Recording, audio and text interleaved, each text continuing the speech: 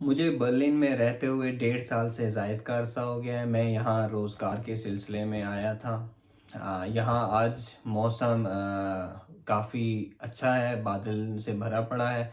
लेकिन यहाँ के मौसम का कोई भरोसा नहीं है। कल धूप थी और आज आसमान बादलों से भरा पड़ा है। खैर,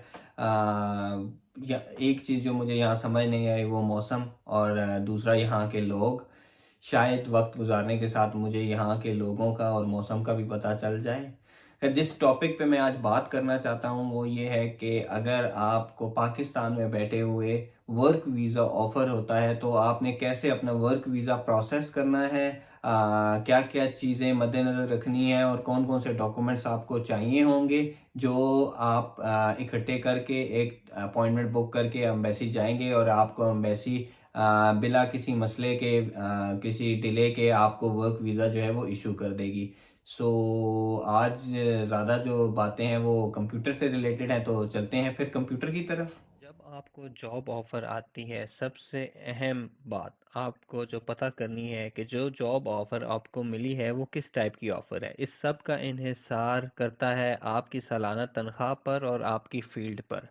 अगर आप हाईली स्किल्ड कैटेगरी में आते हैं, हाईली स्किल्ड मतलब कि स्टेम फील्ड जैसा कि साइंस, टेक्नोलॉजी, इंजीनियरिंग, मैथमेटिक्स, इस फील्ड में आते हैं और आपकी तनख्वाह 43,992 यूरो सालाना से ऊपर है, तो देन आपको ब्लू कार्ड इशू किया जाएगा। और अगर आप किसी और फील्ड से ताल्लुक़ रखते हैं, इन फील्ड से ताल्लुक़ नहीं रखते, और आपकी तनख्वाह 56,400 यूरो से ऊपर है, तो तब आपको ब्लू कार्ड इशू किया जाएगा। आज जो प्रोसेस मैं एक्सप्लेन करने जा रहा हूँ वो ब्लू कार्ड वर्क वीज़ा है।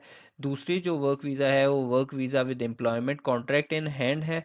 उसके डॉक्यूमेंट्स भी सेम ही हैं, लेकिन उसमें जो अपॉइंटमेंट का वेट टाइम है वो 4 से 5 महीने है, जबकि ब्लू कार्ड में अपॉइंटमेंट का वेट टाइम जो है वो तकरीबन 1 से 1.5 महीने है। सो मैं अब एक्सप्लेन करता हूँ सारा प्रोसेस इन डिटेल। सारा प्रोसेस मैं 5 मराहल में एक्सप्लेन करूँगा। पहला है अपॉइंटमेंट बुकिंग, फिर है प्रिपरेशन ऑफ डॉक्यूमेंट, फिर है गोइंग टू एम्बेसी, और फिर है वीज़ा इंटरव्यू और आपने क्या फेस करना है जब आपको वीज़ा मिल जाए। फिर है अपॉइंटमेंट बुकिंग, और अपॉइंटमेंट बुकिंग के लिए आपको जर्मन एम्बेसी इस्लामाबाद की वेबसाइट पर जाना है। एम्बेसी इस्लामाबाद की वेबसाइट पर आ गए हैं और अपॉइंटमेंट बुकिंग के लिए हमें ये लिंक फॉलो करना पड़ेगा, और वो है लिंक ये। जब इस लिंक पर आ जाते हैं तो हमें सबसे इम्पोर्टेंट चीज़ देखने कि हम क्योंकि वीज़ा लॉन्ग टर्म अप्लाई कर रहे हैं, तो ये जो सेक्शन है वीज़ा लॉन्ग टर्म वाला, इसके कंटिन्यू बटन पर क्लिक करना है। और यहाँ पे अब हमारे पास दो ऑप्शन आ जाएंगी वर्क वीज़ा अप्लाई करने के लिए। पहली तो ऑप्शन है ये कि registration to apply for visa appointment in order to apply for work visa, और एक ये है कि जो फास्ट ट्रैक प्रोसेस है, ये एक स्पेशल डॉक्यूमेंट प्रोवाइड करता है आपका एम्प्लॉयर, जिसकी बेस पे आपका वीज़ा जल्दी प्रोसेस होता है, और इसमें आपका स्पाउस का वीज़ा भी अप्लाई कर सकता है। मैं यहाँ बताता चलूँ कि अगर आप ब्लू कार्ड वर्क वीज़ा की अपॉइंटमेंट के लिए जा रहे हैं तो आप अपनी फैमिली को भी साथ लेकर जा सकते हैं। बात ये होगी कि उन्होंने और वो उसी अपॉइंटमेंट पे अपना फैमिली रीयूनियन वीज़ा भी अप्लाई कर सकते हैं। ये बड़ी इंपॉर्टेंट टिप है जो बहुत लोग मिस करते हैं, और ये जर्मन एम्बेसी की साइट पर भी मेंशन नहीं है। Registration to apply for visa appointment in order to apply for work visa, documents इनके भी और जो एडवांस अप्रूवल है वो भी सिमिलर हैं, लेकिन कुछ डॉक्यूमेंट्स जो एडवांस अप्रूवल वाले हैं उसमें कम है, लेकिन एम्बेसी की रिक्वायरमेंट ऑलमोस्ट सेम ही होती है कि आप सेम डॉक्यूमेंट्स लेकर आएँ, और वो एडिशनल डॉक्यूमेंट्स समटाइम्स मांग लेते हैं। अब हम इस कंटिन्यू बटन पर क्लिक करते हैं और हम नेक्स्ट फेज पर जाएंगे। यहाँ पे ये सारी इन्फॉर्मेशन पढ़ना बहुत ज़रूरी है कि जी आप अपना पासपोर्ट पे जो नेम है, फर्स्ट नेम है, लास्ट नेम है, वही ऐड करें, और वही पासपोर्ट नंबर, और वही आपका ईमेल करेक्ट होना चाहिए, आपका कॉन्टैक्ट नंबर सही होना चाहिए, क्योंकि इसी ईमेल पे आपको अपॉइंटमेंट कंफर्मेशन ईमेल भी आएगी कि आपकी अपॉइंटमेंट इस दिन है, और आपको वाया इसी नंबर कांटेक्ट किया जाएगा। अब हम अपॉइंटमेंट न्यू अपॉइंटमेंट पर क्लिक करते हैं। सो यहाँ पे लास्ट नेम जो आपका पासपोर्ट में सर नेम है वो आपका लास्ट नेम है, और फर्स्ट गिवन नेम जो है वो आपका फर्स्ट नेम है। और देन आप अपना ईमेल डाल दें, रिपीट ईमेल। देन आप अपना पासपोर्ट नंबर, देन आपकी क्या सिटीजनशिप है वो डालें, और फिर जो टेलीफोन नंबर है। और यहाँ पर हमारे पास ऑप्शन आती है कि आप किस कैटेगरी का वीज़ा अप्लाई कर रहे हैं। अगर आप इस ड्रॉप डाउन पे क्लिक करें तो आप देख सकते हैं कि यहाँ पे आपके पास कोई 4 किस्म की ऑप्शंस आ रही हैं। सो फर्स्ट ऑप्शन जो है वो है ब्लू कार्ड और pre approval visa according to 39 German residency. और फिर आपके पास वो ऑप्शन, जैसे मैंने आपको बताया था कि पहले बताया था कि जी वो ऑप्शन भी है कि अगर आप ब्लू कार्ड के लिए नहीं अप्लाई कर रहे या आपकी सैलरी रेंज ब्लू कार्ड में लाई नहीं कर रही, तो वो एप्लीकेंट, ये वाली ऑप्शन है applicant holding a employment contract. और ये एक जॉब सीकर वीज़ा भी है। इस पे भी हम व्लॉग करेंगे, और इस पे बहुत अच्छे मेरे दोस्त हैं जो जर्मनी आए हैं और उनको जॉब मिली है, सो उनके साथ हमारा सेशन भी होगा। और अगर कोई और वर्क वीज़ा टाइप है, अगर आप किसी क्या कहते हैं नॉन टेक्निकल फील्ड हो गया जैसे शेफ वगैरह हो गया उसके लिए अप्लाई करें, तो वो अदर की ऑप्शन में आएगा। क्योंकि हमने तो प्री अप्रूवल ब्लू कार्ड के लिए अप्लाई करना है तो हम ये ऑप्शन देंगे, और फिर यहाँ पर हम ये अपना कैप्चा इमेज देंगे, और यहाँ पे हम सबमिट का बटन प्रेस कर देंगे। अब इस सबमिट से होगा क्या? यहाँ पे ये बड़ी इंपॉर्टेंट चीज़ है। ये सबमिट करने पर आपको एक कंफर्मेशन ईमेल आएगी कि आपकी अपॉइंटमेंट बुक हो गई है। ठीक है, यहाँ पे आपको 2 ईमेल्स आती हैं। फर्स्ट आपको कंफर्मेशन ईमेल आती है, और आपका जैसे ही आप ये अपॉइंटमेंट बुक करेंगे तो आपको 5 से 10 मिनट के बाद कंफर्मेशन ईमेल आ जाएगी कि जी आपकी अपॉइंटमेंट बुक हो गई है। दूसरी जो है वो आपको ईमेल आएगी, वो ईमेल जिसमें आपको बताया जाएगा कि आपका अपॉइंटमेंट किस दिन है और कितने बजे है। वो अपॉइंटमेंट आजकल जो मार्च के 2022 की बात है, आजकल जो टाइम है उसका वो 1 या 1.5 हफ्ते बाद आती है। और उसमें यही है कि वो तकरीबन वो बताते हैं कि आपको 3 हफ्ते तक अपॉइंटमेंट का टाइम दिया जाता है कि जी आपकी अपॉइंटमेंट 3 हफ्ते। मैं एग्जांपल देता हूँ कि अगर मैं आज अपॉइंटमेंट बुक करता हूँ 8 तारीख को, तो मुझे अभी कंफर्मेशन ईमेल आ जाएगी कि आपने अपॉइंटमेंट बुक कर ली है, और मुझे 1 हफ्ते बाद नेक्स्ट मंगल को ही एक ईमेल आएगी कि आपका इंटरव्यू 1 अप्रैल को या 2 अप्रैल को होगा। ये सारा प्रोसेस है अपॉइंटमेंट बुकिंग का। अब हम फेज 2 में जाते हैं। 2 है डॉक्यूमेंट प्रिपरेशन। अब हम बताएंगे कि कौन कौन से डॉक्यूमेंट्स आपको चाहिए। हमारे पास ये लिस्ट ऑफ डॉक्यूमेंट है, ये जो यूआरएल है इसमें लिस्ट ऑफ डॉक्यूमेंट्स हैं जो अवेलेबल हैं, जो हमें चाहिए होंगे ब्लू कार्ड वर्क वीज़ा के लिए। इसके लिए सबसे पहला है आपके पास एप्लीकेशन फॉर्म। एप्लीकेशन फॉर्म अभी हम फिल करेंगे, वो मैं आपको बताऊंगा। और एप्लीकेशन फॉर्म पे बायोमेट्रिक पिक्चर लगेगी, वो मैं बता दूंगा कहाँ पे लगेगी। और देन एक confirmation of the employment relationship है और एम्प्लॉयमेंट कॉन्ट्रैक्ट है।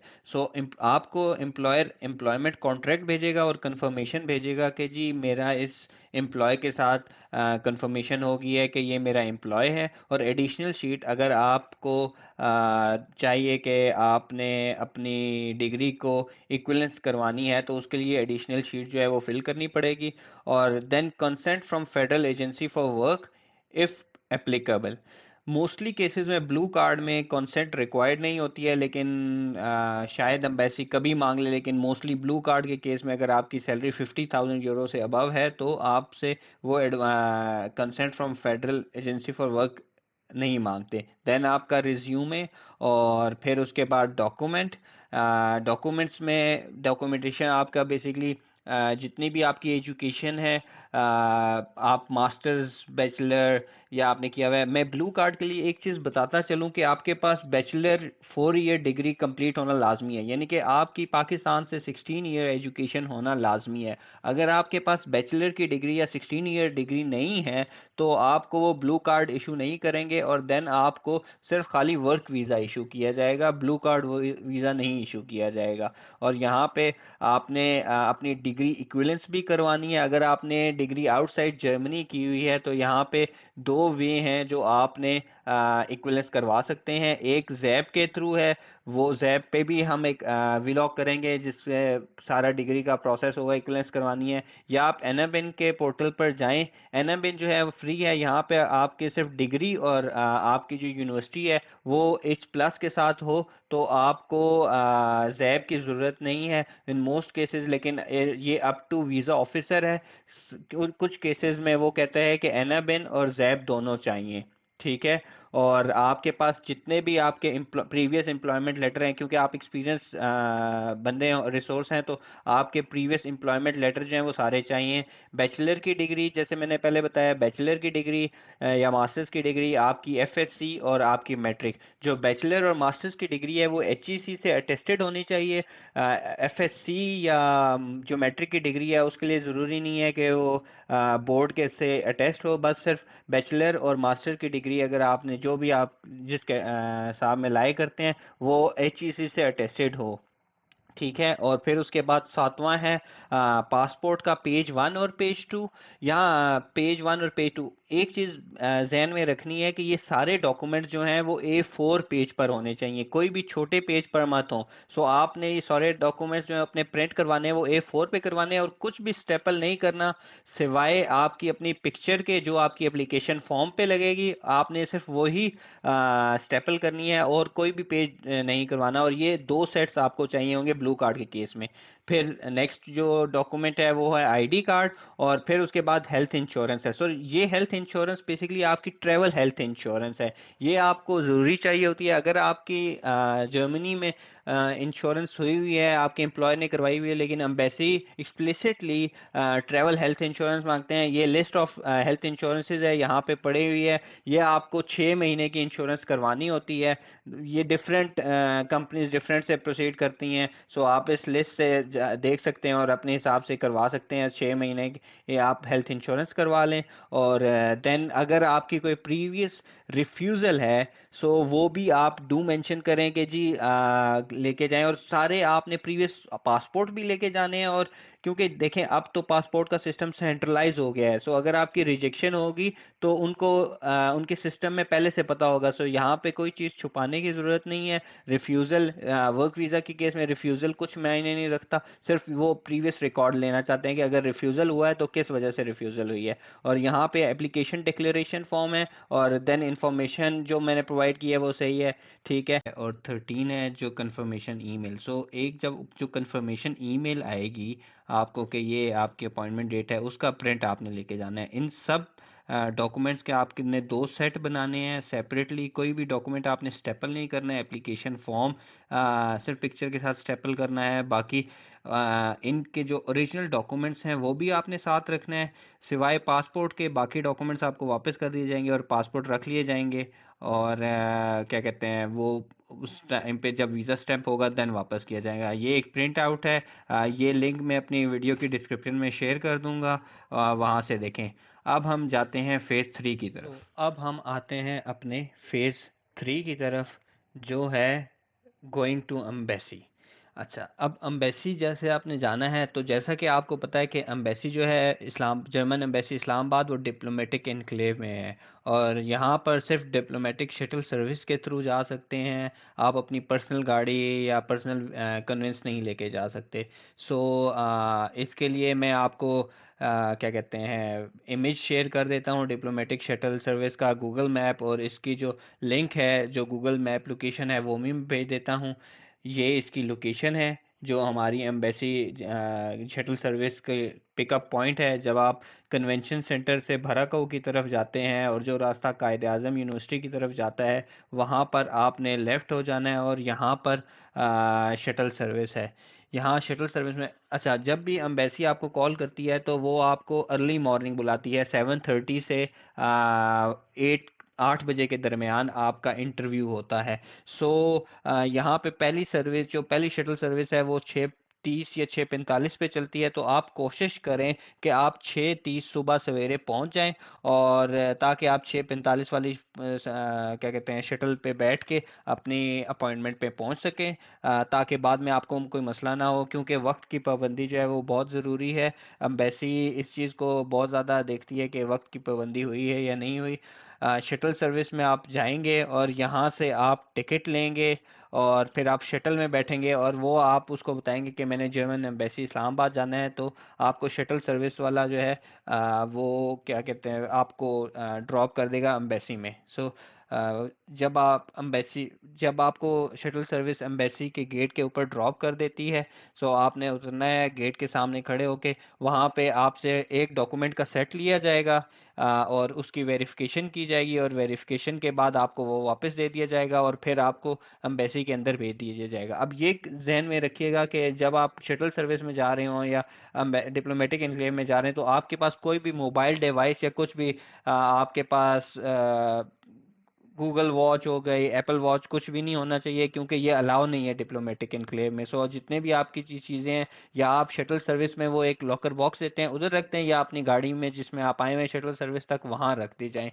सो बेहतर है कि आप ये कर दें। अब जब आप एम्बेसी के अंदर जाएंगे, सो आपसे पहले क्या कहते हैं एक 500 रुपये लिया जाएगा, जो आपकी कुरियर सर्विस होगी, जो आपको पासपोर्ट वापस भेजने के लिए किया जाएगा। सो वो लेंगे और फिर आपको वेटिंग एरिया में बिठा दिया जाएगा, वहाँ पे अनाउंसमेंट्स हो रही होंगी और आपको आपके नंबर के हिसाब से बुलाया जाएगा। सो उन अनाउंसमेंट का बहुत ख्याल रखिएगा, और जब आप का नाम कॉल किया जाए तो तब आप वहाँ पे पहुँच जाएं। सो अब हम फेज 4 की तरफ जाते हैं कि इंटरव्यू में वो क्या क्वेश्चन पूछते हैं। सो फेज 4 है वीज़ा इंटरव्यू। अब जब आप अपने वीज़ा काउंटर पर आ जाते हैं और वीज़ा ऑफिसर आपके सामने होता है, तो सबसे पहले वो अपना तारुफ करवाएगा और आपसे आपके डॉक्यूमेंट सेट्स जो है वो लेगा। वो डॉक्यूमेंट वेरिफिकेशन करेगा और पूछेगा कि कोई डॉक्यूमेंट आपके मिसिंग तो नहीं है। ये इस बात का ख्याल रखें कि आपके डॉक्यूमेंट्स जो हैं वो पूरे होने चाहिए और उसी तरतीब से होने चाहिए जो तरतीब वेबसाइट पे मेंशन है। इसके बाद वो कुछ बेसिक सवालात पूछेगा।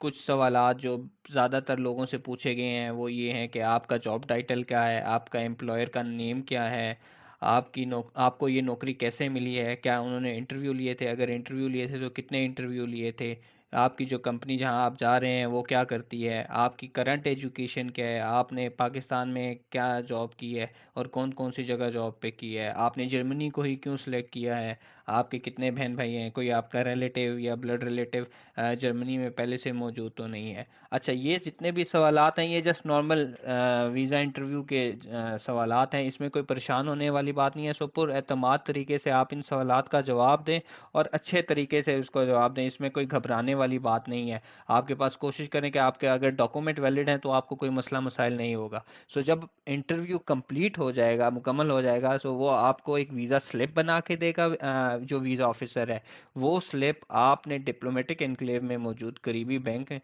उधर जमा करवानी है। उसमें 3 कॉपीज होती हैं स्लिप की, 2 बैंक वाले ले लेते हैं और एक आपको दे दी जाती है।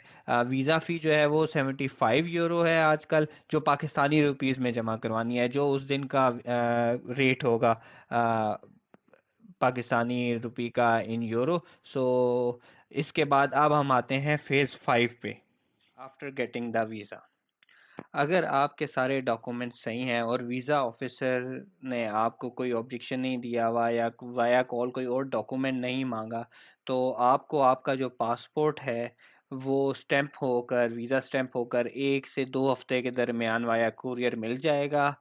अब जो नेक्स्ट फेज़ है वो ये है कि प्रोटेक्टर लगवाना। बेसिकली प्रोटेक्टर आपका ये गवर्नमेंट ऑफ पाकिस्तान की रिक्वायरमेंट है, ये आपको ओवरसीज़ पाकिस्तान फाउंडेशन के साथ रजिस्टर करती है। और अगर आप वर्क वीज़ा से पाकिस्तान से बाहर जा रहे हैं तो प्रोटेक्टर स्टैंप लाजमी है और ये एयरपोर्ट पर चेक की जाएगी और इसके बगैर आपको फ्लाई नहीं करने देंगे। सो प्रोटेक्टर स्टैंप बहुत लाजमी है। और प्रोटेक्टर स्टैंप में एक चीज़ अच्छी ये है कि आपकी लाइफ इंश्योरेंस है जो तकरीबन आई थिंक 10 लाख तक होती है। वो प्रोटेक्टर स्टैंप कैसे लगती है इसका लिंक भी मैं डिस्क्रिप्शन में डाल दूंगा, उन्होंने स्टेप बाय स्टेप प्रोसेस किया हुआ है और उसमें सारी डिटेल मेंशन की हुई है।